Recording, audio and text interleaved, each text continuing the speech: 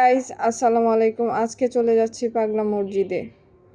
মন ভালো করার জন্য একটাই জায়গা আছে যে পাগলা মসজিদ। আর চলে যাচ্ছি পাগলা মসজিদে। থেকে দেখতে এতটাই ভালো লাগে যে মন ভালো করার জিনিস।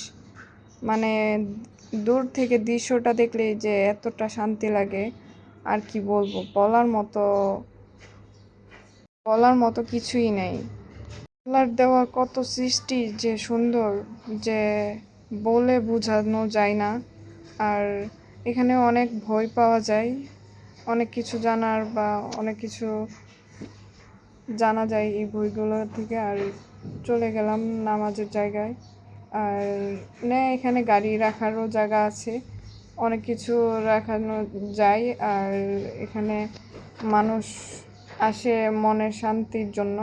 আর এখানে আসলে মনের ভাব প্রকাশ করে, আর সব কিছু পূর্ণ হয়।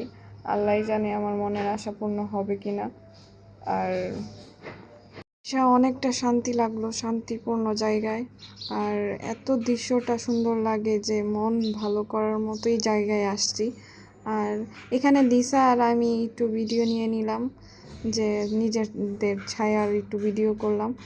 আর মসজিদটা দেখতে এতই সুন্দর লাগে যে বলার বাইরে। আর এর মধ্যে চলে গেলাম, রাস্তায় যাওয়ার মধ্যে পানির মধ্যে দেখলাম যে মিষ্টি কুমড়ার গাছ লাগাইলো, এত সুন্দর লাগছে। আর এরপরে চলে গেলাম গরুদল মাঠে দেখি রোজার মধ্যে দুলা বসে রয়েছে। এদের আল্লাহ জানে কবে ভালো হবে।